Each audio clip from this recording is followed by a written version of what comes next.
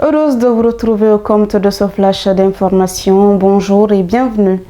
En conférence de presse vendredi à Conakry, Mamadi Damon Traoré, président de la Fédération guinéenne de l'Association des guérisseurs tradipraticiens, a accusé le ministère de la Santé d'un détournement de fonds destinés à sa corporation. Tous les projets que nous avons créés et adressés aux bailleurs de fonds, le ministère de la Santé débloque de l'argent en notre nom, mais nous ne recevons rien. Ils se partagent l'argent entre eux, a accusé Mamadi Damon Traoré. Condamné en avril 2019 par la justice américaine à 7 ans de prison pour traite d'êtres humains, Mohamed Touré, le leader du PDG-RDA, a recouvré sa liberté hier vendredi. Le fils de feu Ahmed Sékou Touré, premier président de la République de Guinée, était accusé d'avoir réduit en esclavage une jeune femme pendant 16 ans aux États-Unis. Ces derniers temps, il y a eu plusieurs tractations, notamment sur le plan judiciaire, pour tenter de le faire sortir de prison. Désormais, c'est chose faite. En tout cas,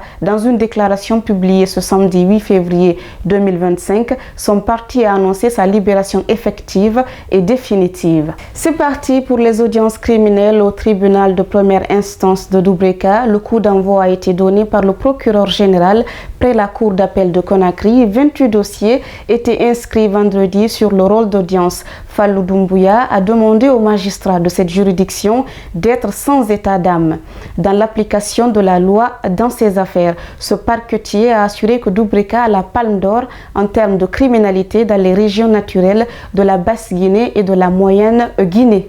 En Haute-Guinée, à Dabola, une personne a péri dans un accident de la circulation survenu vendredi aux environs de 23 h au quartier Foundé dans la commune urbaine. Selon les informations, c'est un camion remorque qui a percuté une moto. Le corps de la victime, Balakoro Doumbouya, a été conduit à l'hôpital préfectoral de Dabola.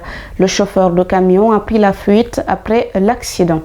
Religion dans ce flash d'information. Dépenses excessives dans les mariages à Conakry, Cheikh Oumar Bari dénonce le gaspillage et la violation de la sacralité des mosquées. Dans son sermon de vendredi à la mosquée de Satinaya de Kipé hier, ce imam a fustigé ce qu'il a qualifié de pratiques néfastes dans nos mariages. Au nombre de ces pratiques, il a notamment cité l'importance donnée aux aspects secondaires et la négligence des nécessités telles que l'absence des mariés ou leur retard à la mosquée dû à leur présence dans les salons de beauté ou pour chercher un orchestre pour animer leur mariage. Voilà, mesdames et messieurs, c'est tout pour ce flash d'information. Merci à tous de l'avoir suivi. Continuez à vous abonner sur nos différentes plateformes digitales.